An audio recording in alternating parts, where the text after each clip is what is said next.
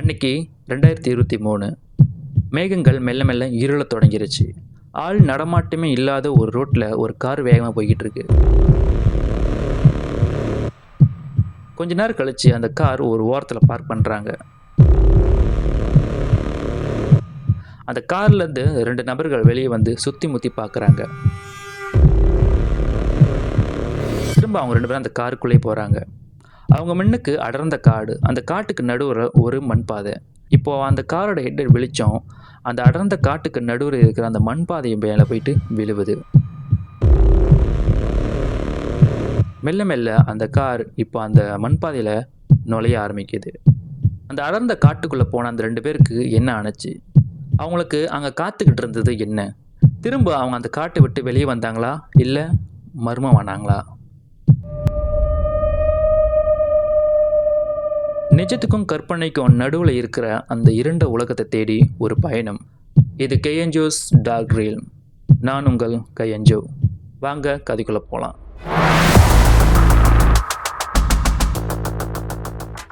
நீங்கள் இந்த இருண்ட சாம்ராஜ்யத்தில் மறைந்து கொள்ளலாம் என்று நினைக்கிறீர்களா? நான் உங்களை கண்டுபிடிப்பேன்.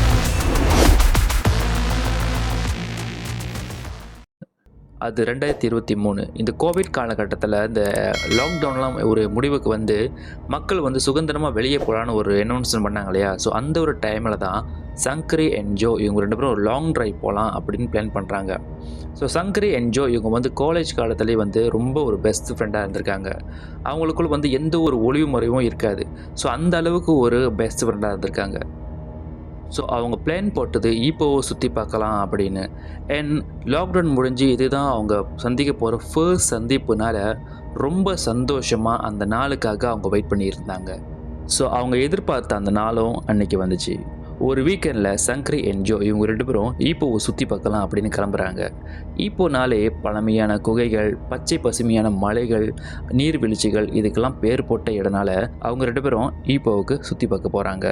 ஸோ அன்னைக்கு ஜோ அவர் கண்ணாடி சரி செஞ்சுக்கிட்டு ரொம்ப சந்தோஷமாக கார் ஓட்டிகிட்டு போனார். பக்கத்தில் சங்கரி அவங்களுக்கு பிடிச்ச அந்த எல்லோ கலர் ட்ரெஸ் போட்டுட்டு அந்த ஜன்னல் வழியாக ஈப்போவில் இருக்கிற அழகான குகைகள், மலைகள், அந்த மலையை சுற்றி இருக்கும் பணிகளெல்லாம் ரசிச்சுக்கிட்டு ஃபோட்டோ எடுத்துக்கிட்டு வீடியோ எடுத்துக்கிட்டு அதை அவங்களோட சோசியல் மீடியாவில் போட்டுக்கிட்டு ரொம்ப சந்தோஷமாக அவங்களோட பயணத்தை தொடங்கினாங்க. சங்கரி, இந்த ட்ரிப்பை நம்ம எவ்வளோ நாள் பிளான் பண்ணோம், ஃபைனலி நம்ம இங்கே இருக்கோம், கண்டிப்பாக இந்த நாளை நம்ம என்ஜாய் பண்ணுறோம், ஃபன் பண்ணுறோம் அப்படின்னு ரொம்ப சந்தோஷமாக சங்கரி கிட்ட சொல்கிறாரு ஜோ. உண்மைதான் ஜோ, இந்த லாக்டவுன் காலத்தில் நம்மளை வீட்டிலே அடைச்சி வச்சு நம்மளுக்கு பைத்தியம் பிடிக்கிற மாதிரி ஆயிடுச்சு. கண்டிப்பாக இந்த ட்ரிப்பை நம்ம செம்ம என்ஜாய் பண்ணுவோம், நம்ம லைஃப்பில் மறக்க முடியாத ஒரு அனுபவத்தை தரும் இந்த ட்ரிப் அப்படின்னு ரொம்ப சந்தோஷமாக சிரித்து பேசிக்கிட்டு அவங்களோட பயணத்தை தொடர்ந்து போயிட்டுருக்காங்க. காலையிலேருந்து நிறைய இடங்களுக்கு போகிறாங்க. நிறைய ஃபோட்டோஸ், வீடியோஸ் எடுத்துக்கிட்டு ரொம்ப சந்தோஷமாக அவங்க சிரித்து பேசிக்கிட்டு அந்த நாளை கழிக்கிறாங்க. ஆனால் இதுக்கப்புறம் நடக்க போகிற அந்த பயங்கரமான சம்பவம் அவங்க கனவுல கூட நினச்சி பார்க்காத நாளாக மாறப்போகுதுன்னு அப்போ அவங்களுக்கு தெரியாது. சாயங்காலம் ஆகுது. கரெக்டாக மணி 6:45. மேகங்கள் மெல்ல மெல்ல இருள தொடங்குது. ரொம்ப தூரமாக ட்ரைவ் பண்ண ஜோ ஒரு விஷயத்தை ரியலைஸ் பண்ணுறாரு. அந்த ரோட்டில் இவங்க காரை தவிர வேறு யாரும் அந்த ரோடை யூஸ் பண்ணலை. ஆள் நடமாட்டமே இல்லாத ஒரு ரோட்டில் நம்ம போய்கிட்டு இருக்கோன்னு புரிஞ்சுக்கிறாரு.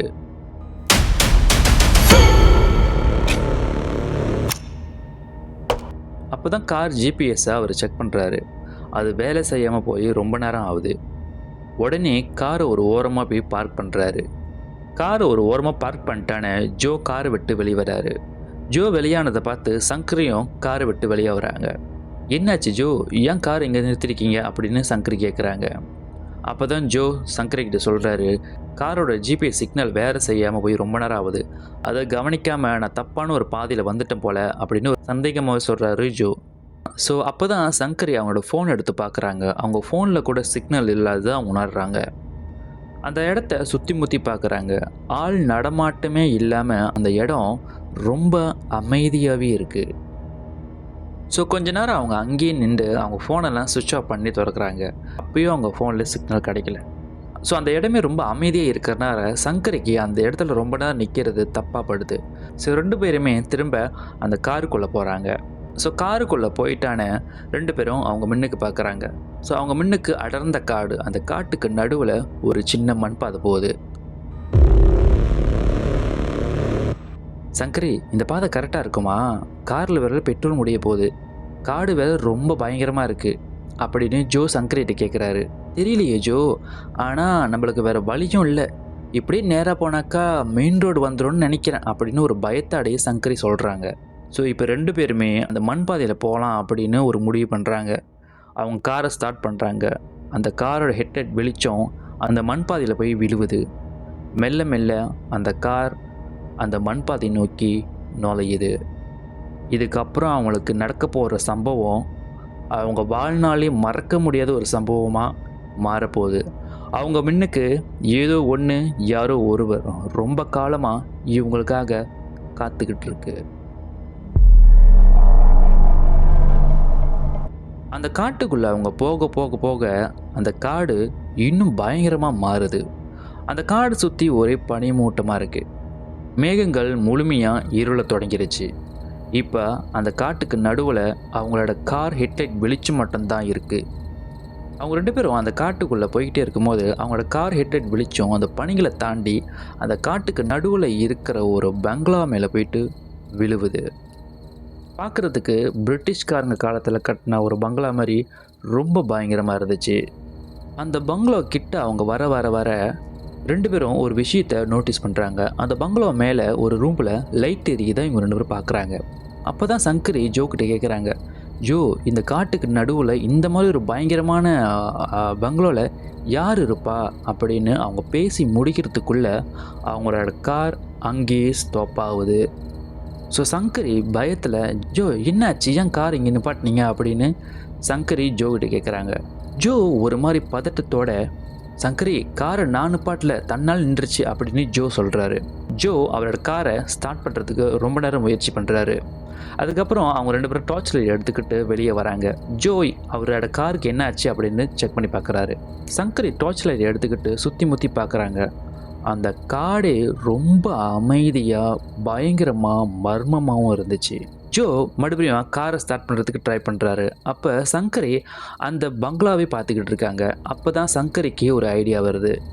ஜோ, நம்ம நேரம் இங்கே ரொம்ப நேரம் நிற்க முடியாது, நம்மளுக்கு வேறு வழியும் இல்லை, வா அந்த பங்களாக்குள்ளே போயிட்டு யாராச்சும் இருக்காங்களான்னு பார்ப்போம், மேபி அங்கேருந்து நம்மளுக்கு ஒரு ஹெல்ப் கிடைக்கலாம் அப்படின்னு சங்கரி ஜோ கிட்ட சொல்கிறாங்க. ஸோ 2 பேருமே இப்போ அந்த பங்களாவை நோக்கி போகிறாங்க. இப்போ 2 பேரும் அந்த பங்களாவோட வாசலில் நிற்கிறாங்க. அந்த ரூமை பார்க்குறாங்க. இன்னும் அந்த ரூமில் லைட் எரிஞ்சிக்கிட்டு தான் இருக்குது. ஸோ இப்போ அந்த மரப்பலகையால் செய்யப்பட்ட அந்த கதவை தட்டி பார்க்குறாங்க. ஆனால் எந்த ஒரு ரெஸ்பான்ஸும் இல்லை. அதனால் அவங்க அந்த கதவை திறக்கிறாங்க. அப்போ அவங்களுக்கு தெரியாது, அவங்க திறக்கிறது சாதாரண மரப்பலகையால் செய்யப்பட்ட ஒரு கதவு இல்லை, அது அவங்களுக்கே அவங்க திறந்துக்கிட்ட ஒரு நரகத்தோட வாசல்னு. அந்த கதவை திறந்து அவங்க இப்போ அந்த ஹாலில் போய் நிற்கிறாங்க. அவங்க டார்ச் லைட்டை அடிச்சுட்டு சுற்றி முற்றி பார்க்குறாங்க. அப்போ தான் அவங்களுக்கு ஒன்று புரியுது, கன்ஃபார்மாக இந்த பங்களாவில் எந்த ஒரு மனசனாலையும் வாழவே முடியாது. ஏன்னா அந்த மாதிரி ஒரு பயங்கரமாக பால் அடைஞ்சு கிடந்துச்சு. அந்த நேரத்தில் தான் அவங்க 2 பேருக்கும் ஏதோ ஒரு செத்த பொணத்தாட வாடை ஹெவியாக வீசுது. ஸோ உடனே 2 பேருக்கும் புரியுது இந்த இடத்துல ஏதோ ஒன்று தப்பாக இருக்குது அப்படின்னு. ஸோ 2 பேருமே அந்த பங்களாவை விட்டு வெளியாக முடிவு செய்கிறாங்க. அவங்க திரும்புறதுக்குள்ளே அந்த மரப்பலகையால் செய்யப்பட்ட கதவு அந்த பங்களாவை அதரும்படி ஒரு சத்தத்தோட மூடுது. ஸோ 2 பேருமே அந்த கதவு கிட்ட போயிட்டு அந்த கதவை திறக்க முயற்சி பண்ணுறாங்க. ஸோ 2 பேருக்குமே இப்போ பயம் கொஞ்சம் அதிகரிக்குது. ஸோ ரொம்ப நேரம் அந்த கதவை அவங்க திறக்கிறதுக்கு முயற்சி பண்ணுறாங்க. ஆனால் கடைசி வரைக்கும் அந்த கதவை திறக்க முடியல. இப்போ பின்னாடி அந்த ஹாலில் இருந்து ஒரு ஊஞ்சல் தன்னால் ஆடுற சத்தம் அவங்களுக்கு கேட்குது. திரும்பி அவங்க அந்த ஹாலில் போய் பார்க்குறாங்க. ஆனால் ஆளே இல்லாமல் அந்த ஊஞ்சல் தன்னந்தனியாக ஆடிக்கிட்டு இருக்கு. சங்கரி ஜோ கையை பிடிச்சிக்கிட்டு, ஜோ எனக்கு கொஞ்சம் பயமாக இருக்குது அப்படின்றாங்க. அப்போ தான் அந்த செவுத்தில் மாட்டியிருந்த பழங்காலத்து படத்தை அவங்க பார்க்குறாங்க. அந்த படங்களில் இருக்கிற உருவங்கள் எல்லாமே இவங்களே பார்த்து சிரிக்கிற மாதிரியும் முறைக்கிற மாதிரியும் அவங்க 2 பேரும் ஃபீல் பண்ணுறாங்க. அந்த நேரத்தில் சங்கரி ஷோல்டரில் ஏதோ ஒன்று சொட்டு சொட்டாக ஊற்றுறதா அவங்க உணர்றாங்க. அப்போ தான் சங்கரி டார்ச் லைட் எடுத்து அவங்க ஷோல்டரை பார்க்குறாங்க. அவங்களோட அந்த ஷோல்டரில் ரத்தமாக ஊற்றுறதா அவங்க கவனிக்கிறாங்க. ஜோ பயந்து போயிட்டு, சங்கரி என்னாச்சு, உனக்கு அடிபட்டுருச்சா அப்படின்னு கேட்குறாரு. உடனே சங்கரி, ஜோ இது என்னோட ரத்தம் இல்லை, இந்த ரத்தம் மேலேருந்து வருது அப்படின்னு சொல்கிறாங்க. 2 பேருமே டார்ச் லைட்டை அடிச்சுட்டு அண்ணாந்து பார்க்குறாங்க.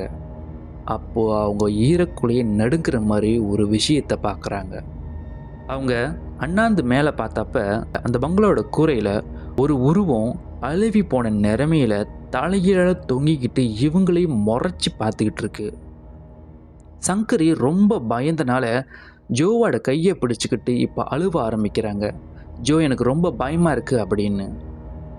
ஜோ அந்த உருவத்தை பார்த்துக்கிட்டே இருக்கும்போது அந்த உருவம் ஒரு மாதிரியான சத்தத்தை கொடுத்துக்கிட்டு இவங்களை துரத்த ஆரம்பிக்குது.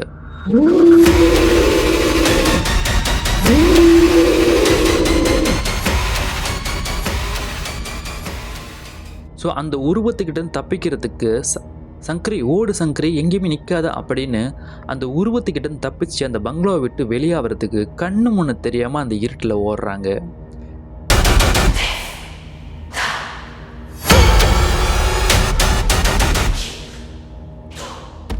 அங்கே இருக்கிற மாடிப்படியில் ஏறுறாங்க. ஆனால் அவங்க ஏறிக்கிட்டு இருக்காங்க. அந்த படி முடிவே இல்லாமல் போய்கிட்டே இருக்குது. திரும்ப அந்த ஹாலுக்கிட்டே வந்து அங்கே இருக்கிற சில ரூமில் கதவை திறக்கிறாங்க. எந்த கதவை திறந்தாலும் அவங்க திரும்ப திரும்ப அதே ஹாலில் வந்து நிற்கிறாங்க. பல மணி நேரம் அவங்க அந்த பங்களாவிலேருந்து தப்பிக்கிறதுக்கு முயற்சி பண்ணுறாங்க. கடைசியாக சங்கரிக்கு அவங்க இந்த பங்களாவிலேருந்து தப்பிச்சிருவோன்ற ஒரு நம்பிக்கை விட்டு போகுது. சங்கரிக்கு அவங்க உடம்புல தெம்பு இல்லாமல் போகுது. ஜோவோட கையை பிடிச்சிட்டு அப்படியே உட்காடுறாங்க. ஜோ, என்னை மன்னிச்சிரு ஜோ, என்னால் தான் இந்த பங்களாவுக்கு வந்தோம், நான் கொடுத்த ஐடியா தான், கடைசியில் நம்மளுக்கு இப்படியாவும் நான் எதிர்பார்க்கவே இல்லை, என்னை மன்னிச்சிரு, நம்ம இன்றைக்கி இந்த பங்களாவை விட்டு தப்பிச்சு போக முடியாது, இங்கேயே சாக போகிறோம் அப்படின்னு ஜோவோட கையை பிடிச்சிக்கிட்டு கதறி அழுந்துக்கிட்டு மன்னிப்பு கேட்குறாங்க.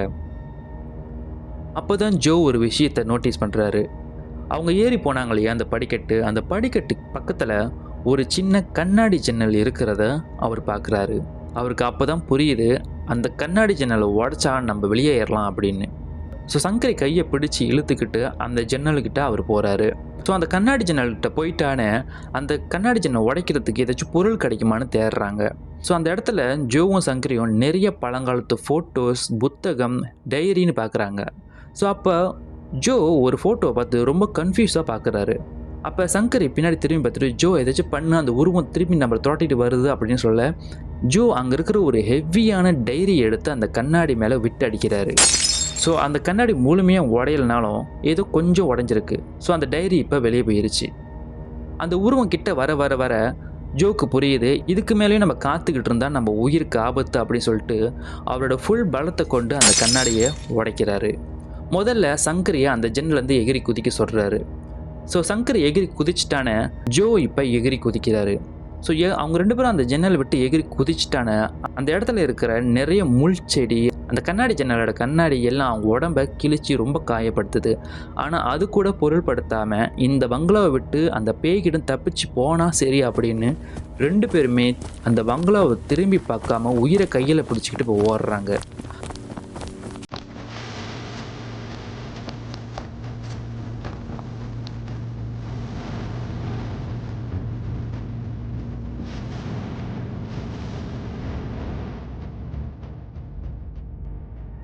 அவங்க 2 பேரும் தப்பிச்சு ஓடும்போது அந்த உருவம் மறுபடியும் அந்த ஜன்னல்கிட்ட இருந்து தலைகீழால தொங்கிக்கிட்டு அந்த காடே அதிரும்படி ஒரு மாதிரியான சத்தம் கொடுக்குது. பல மணி நேரம் கண்ணு முன்ன தெரியாமல் அவங்க அந்த காட்டில் ஓடுறாங்க. சங்கரையும் ஜோவும் ஒரு இடத்துல அப்படியே உட்காடுறாங்க. அப்போ தான் அவங்க முகத்தில் ஏதோ ஒரு ஃப்ளாஷ் லைட் வருது. அது வேறு எதுவுமே இல்லைங்க, இப்போ அவங்க இருக்கிறது ஒரு ஹைவே ரோட்டுக்கு பக்கத்தில். ஸோ அங்கே இருக்கிற காரோட ஹெட்லைட் வெளிச்சம் அவங்க முகத்தில் இப்போ படுது. ஸோ அங்கே இருக்கிற ஒரு சில பேர்கிட்ட ஹெல்ப் கேட்டு அவங்க அந்த இடத்த விட்டு தப்பிச்சு போகிறாங்க. இன்றைக்கி வரைக்கும் அந்த நைட்டில் நடந்ததை அவங்களால மறக்கவே முடியல. அப்புறம் கொஞ்சம் நாள் கழித்து அந்த இடம் எங்கே இருக்குது, அந்த பங்களா எங்கே இருக்குன்னு அவங்க தேடி போகும்போது தான் அவங்களுக்கு தெரியுது அந்த மாதிரி ஒரு இடமே இல்லைன்னு. அவங்களுக்கு அந்த நைட்டில் நடந்தது இலூஷனா இல்லை உண்மையாக அவங்க அந்த இடத்த பார்த்தாங்களா அப்படின்ற ஒரு சந்தேகம் அவங்களுக்கு இப்போ வரைக்கும் இருந்துக்கிட்டு தான் இருக்குது. இப்போ கூட ஈப்போ வழியாக அவங்க போகும்போது அவங்களுக்கு ஒரு நடுக்கம் வரும். அந்த பேய் வீட்டோட மர்மம் இன்றைக்கும் அந்த ஈப்போ காட்டுக்குள்ளே அப்படியே ஏதோ ஒரு இடத்துல புதைஞ்சிருக்கு. ஸோ இந்த ஈப்போ காட்டின் மர்ம மாளிகை இந்த கதை ஒரு எண்டுக்கு வருது. இந்த கதை உண்மை கதையாக இருந்தாலும் சுவாரஸ்யத்துக்காக நான் ஒரு சில கற்பனையை இந்த கதையில் ஆட் பண்ணி உங்கள் முன்னுக்கு சொல்லியிருக்கேன். ஸோ இந்த கதையோட பார்ட் 2 முழுக்க முழுக்க கற்பனையால் உருவாக்கப்பட்ட ஒரு கதை. ஸோ இந்த கதையோட பார்ட் 2 வேணும்னா கீழே கொமெண்டில் எனக்கு பார்ட் 2ன்னு டைப் பண்ணுங்கள்.